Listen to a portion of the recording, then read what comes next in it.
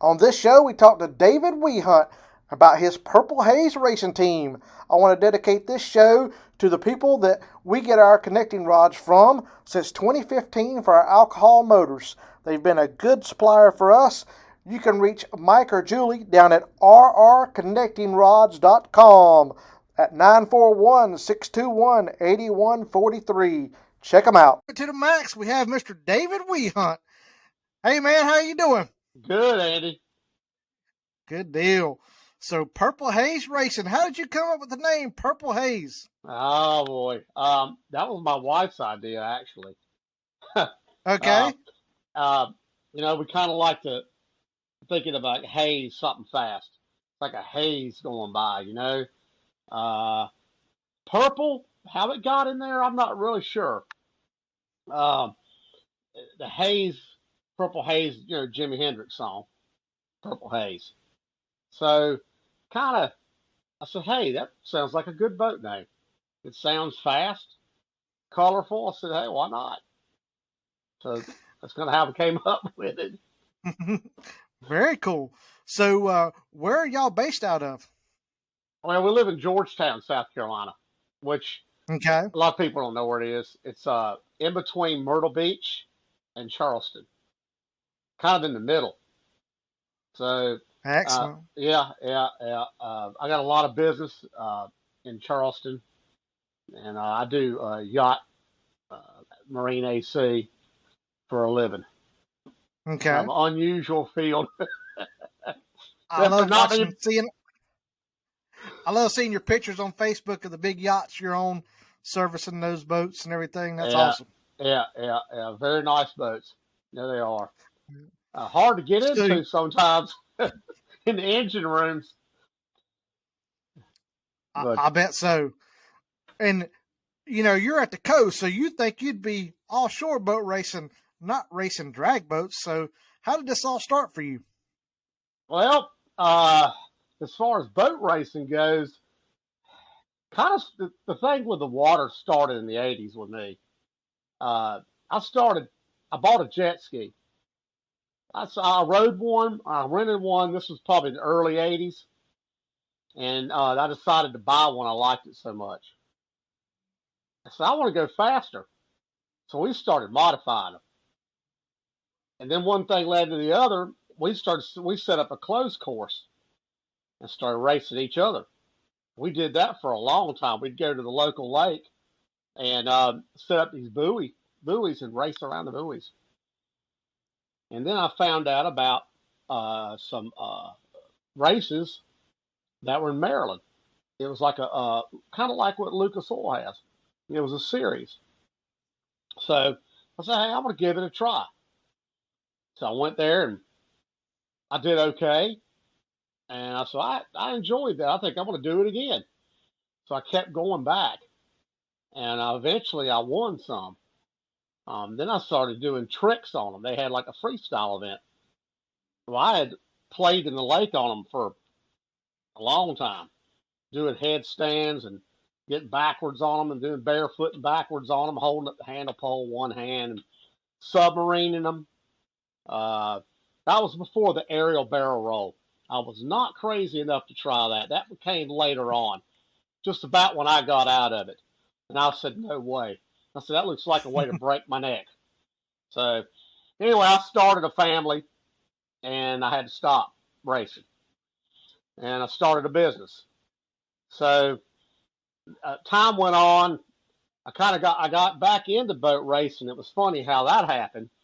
Was hanging out at this local sandbar here in the Georgetown area, a place called Sandy Island. And a guy named Rod Altman raced Allison's, the outboard drag racing. And he kept telling me, come on, we need more people to race with us. Come on and race with us. And all I had was a little Action Marine. It's a little like a 16, 17-foot boat. A little one back here on the picture. And that boat I actually got out of the junkyard. It was on the trailer, and the guy with the salvage yard was going to throw the trailer away. I'm sorry, throw the boat away and keep the trailer because it was an aluminum trailer. And I said, no, don't do that. I'll take it off your hands. So I took this junkyard boat and fixed the bottom in it, and put an outboard, a Mercury outboard on it, a 2.5, 200. And I said, wow, this thing's pretty quick. I like that. So we started riding, up and down the river, and Hope, it had 2 seats, so Hope would go with me. I know when she first got in it, I said, there's a handle right there you can grab onto. And I can't say it over the air here. It's a O blank handle. So I'm about scared her to death of that thing, especially when it started chine walking. So I got to the point where I get the chine walk out of it, drive through it, and we started to go faster in it. So we did this a couple of years, and meanwhile, my buddy Rob was saying, "Come on, you need to come race with us. We need more boats in there. I got a prop I can lend you." I said, "Well, I still though it's going to be too slow. I got some heads I can lend you. We can bump the compression up on it, and I got a light and flywheel you can put on it." I said, "Then when you get done, you can give the stuff back to me." So I said, I'll give it a shot. So I did, and it was bass and ski class. Uh, and when I went there was a STV. I said, what in the world is he doing in bass and ski class? He said, well, he's within the rules. I went, okay. And needless to say, he had a drag on his Mercury drag, and I had a pretty much stock C5. You can about imagine how that went. So after that, the next year, I got a hustle. I want something fast. So I bought a STV River Rocket, a 20, I think it was 09 or 2010 River Rocket STV, very light boat, light layup. And so I got serious about the motor, the outboard, and got it all ported. And I competed in V6 Comp. That was a class that the ODBA offered. And I said, that's a pretty good class. I can afford it. It's not all out. It's not the unlimited.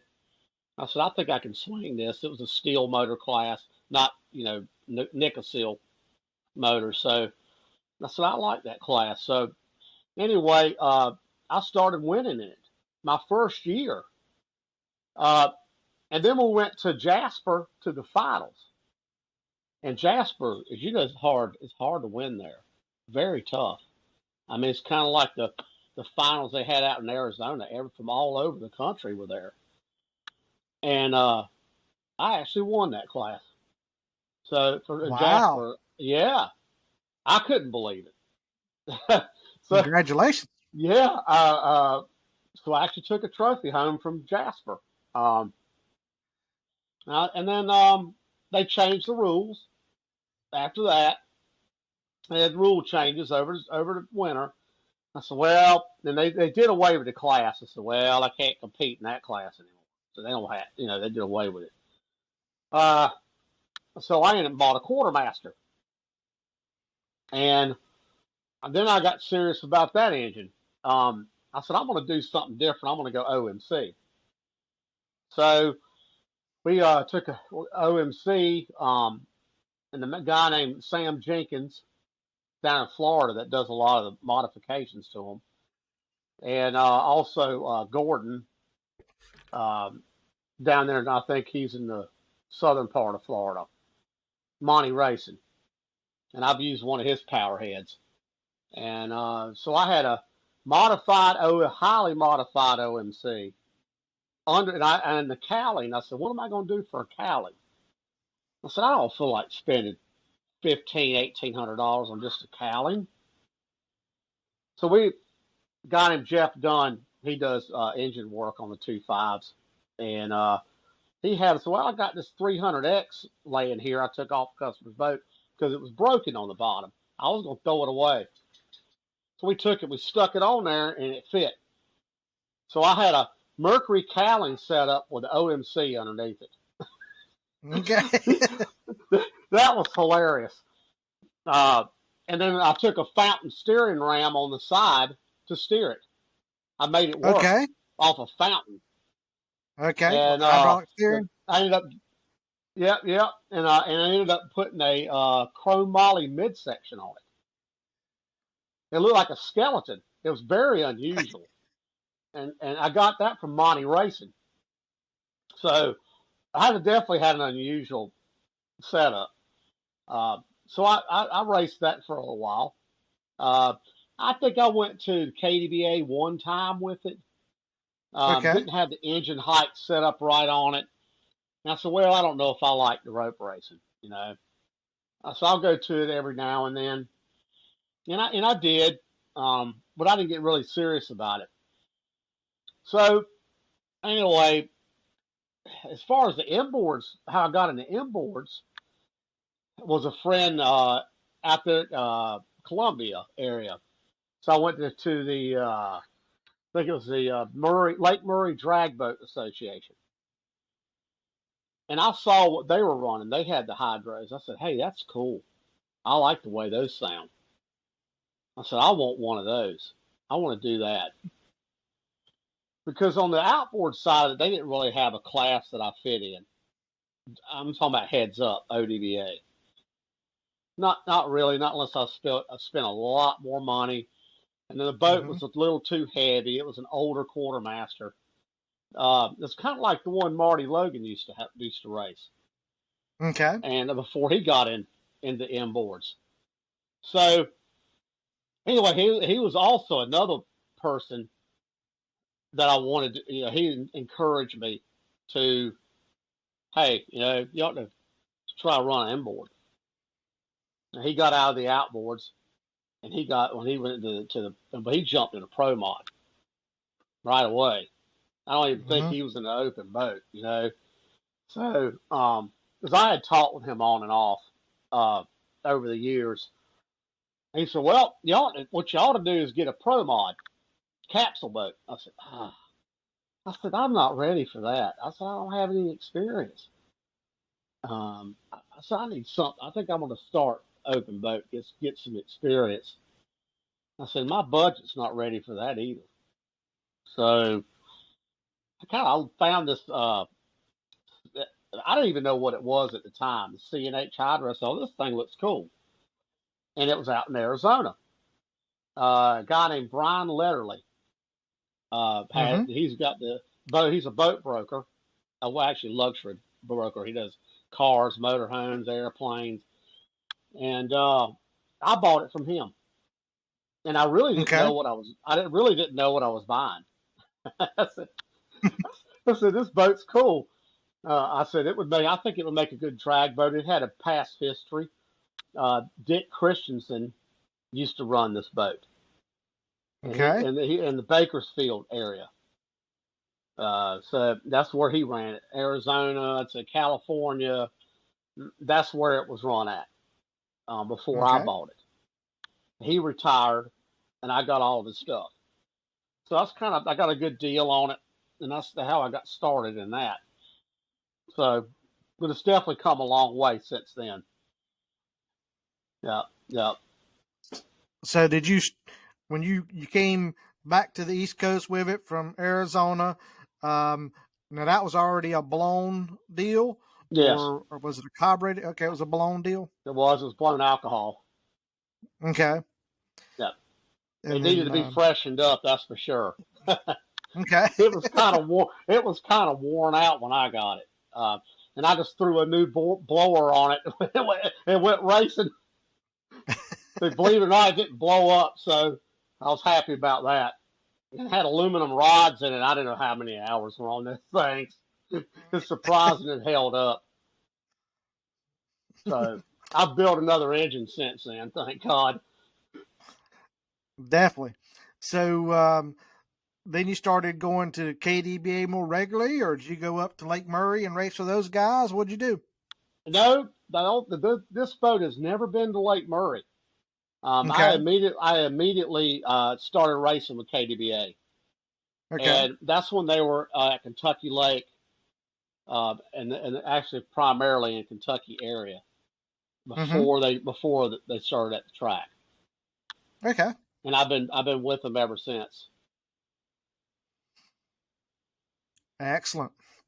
So I see you like running like the Outlaw series? Because you and Hope, I know, made a trip the last couple summers, I think.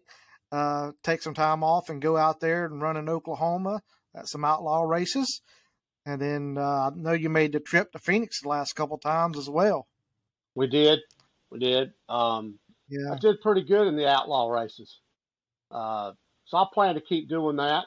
And as well as KDBA races. I'd also like to go to some SDBA races too, Mm-hmm. if Yeah. time and budget will allow. Sure. The KDBA Wheatland is a lot closer to us. Mm-hmm. Now, you Yep. being from the Carolinas, you know what I'm talking about. Sure. That's a haul. Definitely. It's still a haul. Yeah. I 17 remember hours. back. I remember back in the late '80s.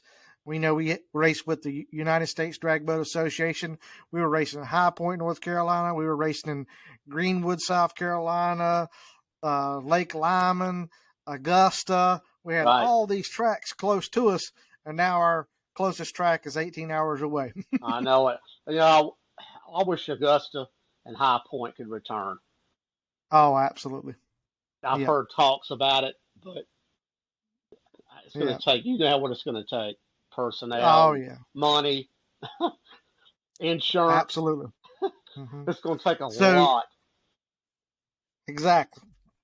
So, you went from, I'll go back to the old USDBA days. There was a guy named Johnny Suttles and a guy named Don Stegall, and they would go back and forth. Don had outboards all the time, and Suttles had the hydros. And Suttles would call his outboard a clamp on all the time, and Stegall would call Johnny's hydros grease slingers. He said, "Yeah, you got that grease slinger out there now." So you've had the clamp ons and you had the grease slingers. Yeah. So which one you like best? Well, I do miss the quartermaster. There's no doubt. I miss that. Yeah, that was a good old boat. But I love the speed now of the Mm-hmm. inboard. Much faster. And Um, safer. it. I don't know about safer. I don't know about that, but it's definitely a rush, especially when all that power, when you kick it on and it hits you in the back. Yeah, and it hits you hard, and that's a rush. So I like the inboard. I've definitely gotten used to it now. It was a little bit scary at first. Oh yeah, It was I'm it sure. was just totally different than a quartermaster. So, Mm-hmm. but I adapted to it. It took a while. I had to get tweaked, get it, of course, dialed in, and we're always playing with the boat. Always Mm-hmm. making changes. So, So what's the fastest you've been in an outboard?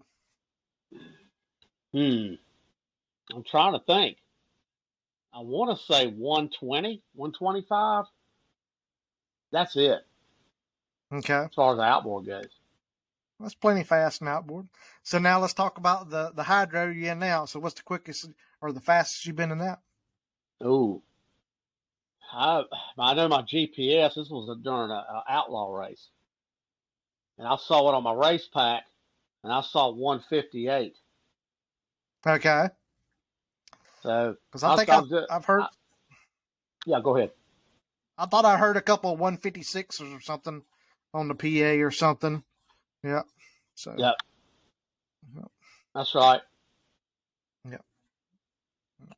Awesome. So, and when we go to 1,000-foot racing in the hydro, what kind of ET is that? Lapse time. Well, then of course QE is 6 second dial in. Okay. I mean, I've accidentally gone a 565. that was by accident. I mean, it was a really cold day, and I had some tuning issues and kind of turned it up too much. So that's probably the quickest I've been in it. Okay. Mm-hmm. Any changes you're making for the 2023 season? I don't know of any other than Okay. of course, your normal maintenance going through the motor and Mm-hmm. checking everything, bearings and all that good stuff. Right. So it's Okay. pretty much going to stay the same. Mm-hmm. Now, what size is your motor? If you don't mind. 540. 540. Okay. 540. Yep. Mm-hmm. Yep. 540 Chevy motor. All I right. do build my own motors, all except the machine work. Okay. I've always done my own work. So, yep. Excellent. Now, you run aluminum rods in that, or you running steel rods, or what are you doing? I went back to steel rods. Okay. When I did the engine last year, as you know, parts are hard to get. There's a long waiting Mm-hmm. list on some of this stuff. Mm. Cylinder Right. heads, rods, cranks, blocks. So I was able to get some steel rods. I couldn't even get a hold of any aluminum rods. Mm-hmm. Couldn't get out of the weight. I mean, the weight was long, very long. And so I got steel rods and put in it. Okay. The Olivers. Excellent. Okay. They're heavy, Yeah. but it works. It works. Yeah. Yeah. Could you tell a difference when you went from aluminum to the steel, or did you make some other changes to where you could? No. I couldn't tell. Yeah. I Okay. couldn't tell. I don't know if you put it on a clock. I don't know, a dyno. I don't know if you Mm-hmm. could tell or not. Yeah. Well, long, if it still zinged up like it was supposed to, and it wasn't a big tuning difference. Yeah. That's an interesting stat. Mm-hmm. So, any crew guys you'd like to talk about or thank? I know you kind of get crew from every track you go to. You're recruiting crew, but I know you got some core people there in Wheatland. Who do you want to thank tonight? Well, I definitely want to thank. I got a whole list of people I want to thank. The Gray Joe Gray and his family have stepped up to the plate and helped me out a lot.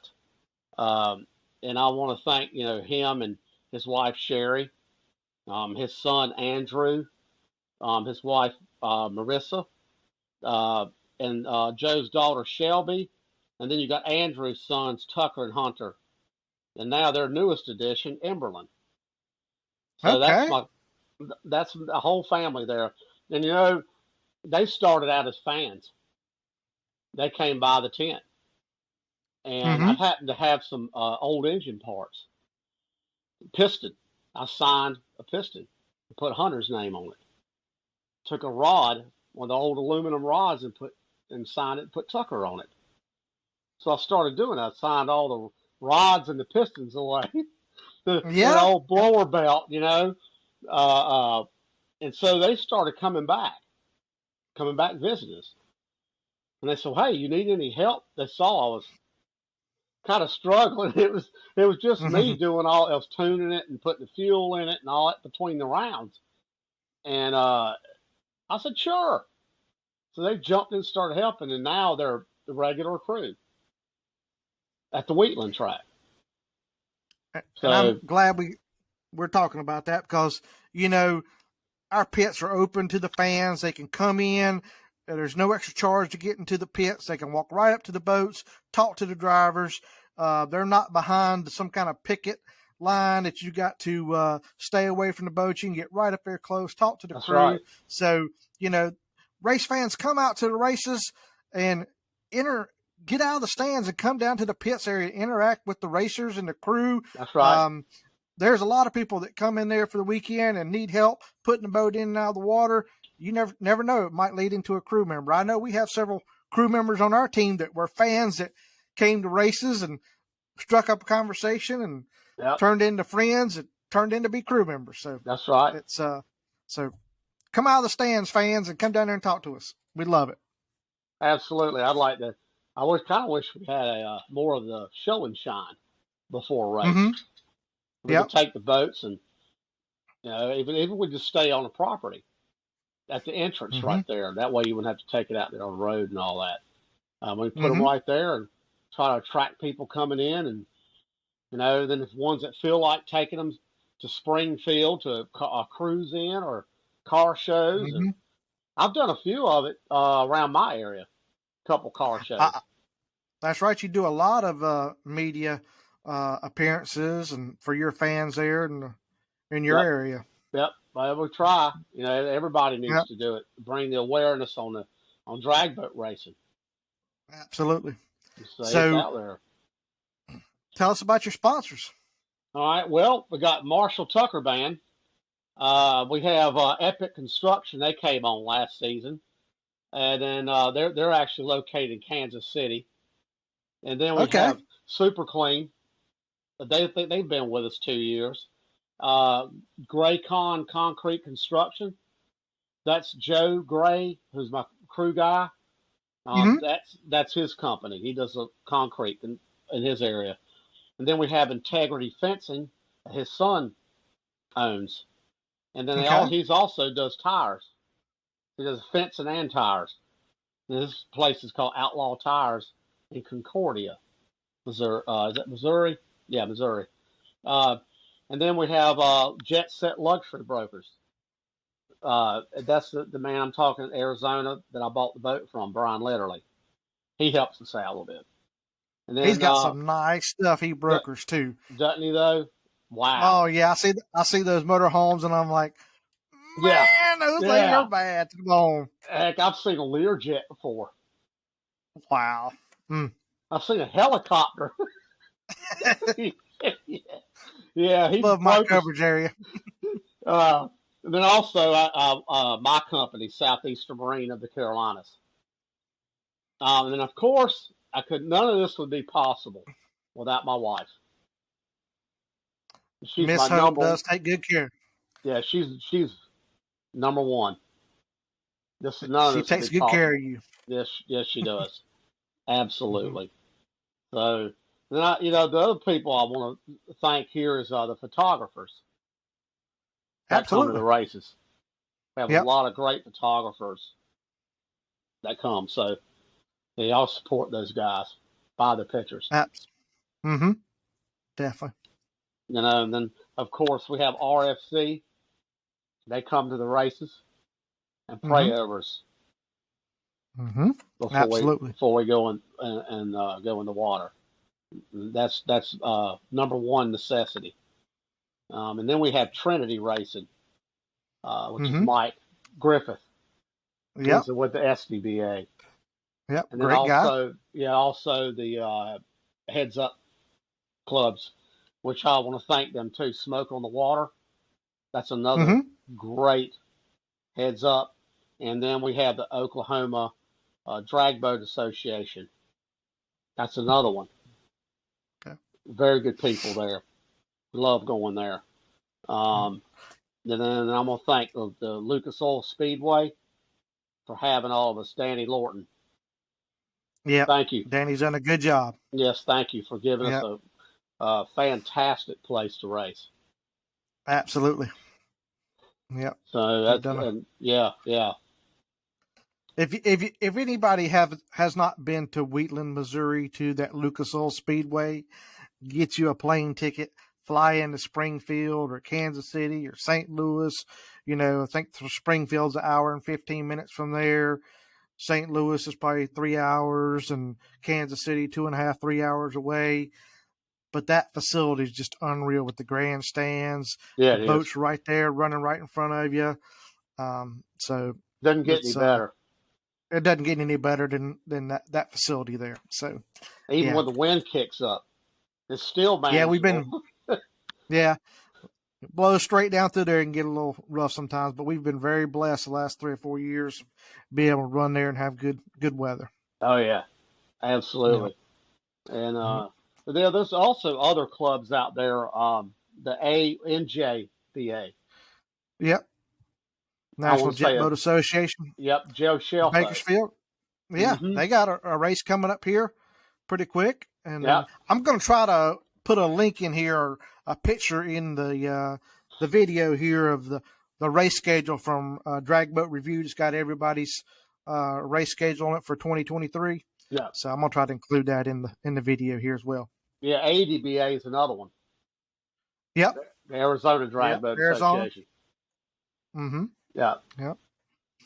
And I heard the guys at Lake Murray was going to run again this year. They are. Yeah. I'll try. I don't know if the schedule will allow it, but I'm going to try. We'll see. Yeah. Mm-hmm. So you just be careful. You know, have I that will. controlled environment what we have here in Wheatland. So You can't beat that nah, controlled environment, especially yeah, with if you lost your boat, that they will be able to pick it up off the bottom. yep, exactly. Hoping Good that'll rest, never great happen. rescue, great rescue. Yeah. That's another thing we need to think is our rescue personnel Yes. in boat racing. I've raced many parts of the country, and it's great to have excellent rescue personnel like we have on the water. It Jimmy is. Todd and all those guys um, do a great job. They do. Thankful to have them. Yep. So, what's your scariest moment or most embarrassing moment boat racing? Do you have one that you most embarrassing moment? I guess let's just say. I've had a few of those embarrassing moments. Oh boy. I know which one. Hope's over there jumping up and down right now, probably in the corner of the room. I don't know. There's definitely been a few. I know when I first started racing this boat, I had my share of mechanical issues I had to sort through. It's pretty embarrassing. Um, but I know I saw. Of course, I didn't feel so bad because I saw Tyler Spear over there. I think they Yeah. just trying to get that pro mod going, and they were at Kentucky Lake, right? Mm-hmm.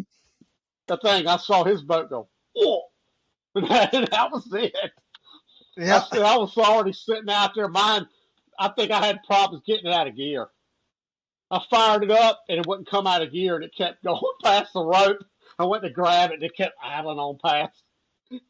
And they towed me back, and I was sitting there watching. I saw what happened to Tyler. I went, oh, now I don't feel so bad.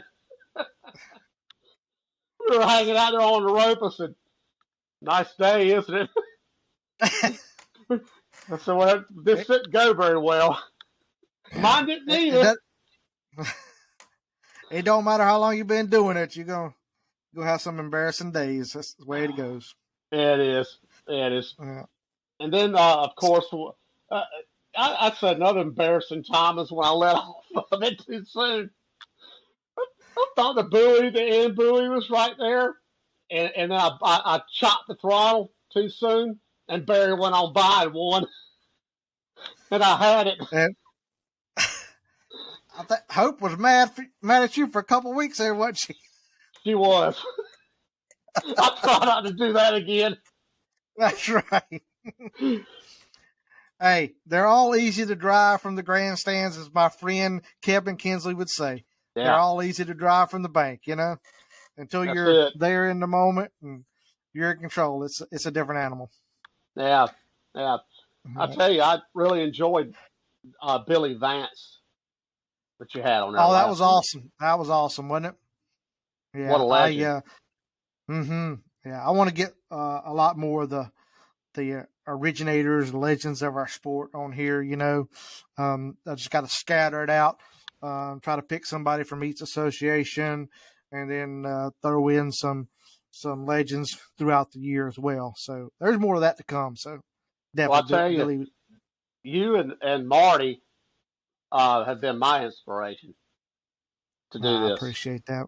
Yeah, you've been in it a long time. Marty's been into it a long time. Mm-hmm. Marty's helped me, and you guys give me talks and give me tips, and I appreciate that. I really do. That's what it's all about. You've done a great job, and glad you in the boat racing community. Now I'm trying. Yep. Anybody else you'd like to thank while we're on here tonight? Well, I just want to thank my sponsors, which I already have, and the Grays, of course, for helping us out, and I'm the fans. Yeah. The fans. So how did you get number hooked? one? That's right. How'd you get hooked up with the? Absolutely. How'd you get hooked up with the Marshall Tucker band? Well, I think that goes back definitely a few years. They're from Spartanburg, South Carolina. Mm-hmm. And so they're kind of in the same state. And I've met Doug on and off for the past couple of years, different things, Mm. different events. Okay. Yep. So now one of them's like Rock Legends Cruise. I've met him out and talked with him there, and I've been to their shows. I've been, of course, in the back of the building, not backstage. Can't get back there, but I've talked with him there, and he took an interest. He started seeing my post, on YouTube, and of course my page there, Facebook page, Purple Haze Racing. He started watching it, Mm-hmm. and he liked what he saw, and he started watching it when I raced the Quartermaster. And then I bought this inboard boat, and he said, "I really like that." He said, "I want to be a part of that," and so he said, "I'd like to help." I said, "Great." Because Doug is a gearhead himself. I think he had a '66 Nova that he used to drag race. Okay. He set a record with that thing. He was good in his own right back in the day. Mm-hmm. Yeah. I want to say probably the early '70s, if I had to guess. I know I've been listening to the Marshall Tucker Band since the early '70s, when I was a kid, and my sister bought the album. I think I wore that album out. I believe it was the Rainbow album. I don't remember the name of it, but and then also I was a roadie for a band for a while too. I did that for a couple of years, and I'm trying to think. That's the other reason why I know him. Mm-hmm. I think I've met him at some events. Okay, excellent. So, what's your proudest moment in boat racing? Proudest moment? Well, I was tickled that I got my first win this past summer. That was one of them. That was hard fought. Because QE is a very tough class. I mean, they're all tough classes, all of them. But QE is super tough. Yeah. I mean, you got to cut a 0.0 nut light, you're not doing anything. You know that. Mm-hmm. Yep. And you got to have it right there. I mean, dialed into it's a 6 seconds, as close as you can get it. Or you're not going to do anything. That's right. Those guys are tough. Barry and all them, Ed. Mm-hmm. Yep. Those guys, if you can get around them, you're doing something. Definitely. All right. Well, David, I can't thank you enough for coming on Rev It to the Max with us this weekend or this week. And thank you for having me. I look forward to watching you this year. And I hope you have some more wins and get a championship there in Quick Eliminator. Thank you so much. Thank you. I want to say to the fans that go visit our Facebook page and check out our merch. That always helps us out. Helps us get to the races. Absolutely. So you're on Facebook. Do you have a website they can order merchandise from as well? On Facebook, and we also have Instagram. Okay. And TikTok. That's right. I hear my wife over here say TikTok. Purple Haze Racing. Yes. All right. Sounds good, David. Thank you so much. Thank you. Look forward to seeing you at the racetrack. All right. Want to thank Benny Brawley for supplying some photos for this video. Also, here is a national race schedule for many associations across the country provided to us by Drag Boat Review. Please check it out. Attend a race near you. Come check us out in the pits. We'd love to interact with you. Again, till next week, thank you for watching Rev It to the Max with Mr. David Wehunt.